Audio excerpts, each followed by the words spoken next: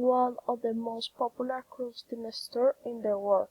Gap was founded in 1969.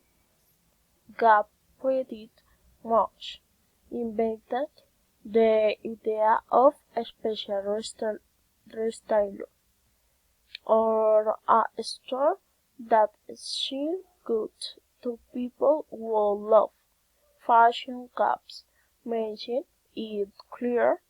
They want to offer the best looking and best quality for clothing. Gap main section is great. They have me because interested in more than jeans and shirts.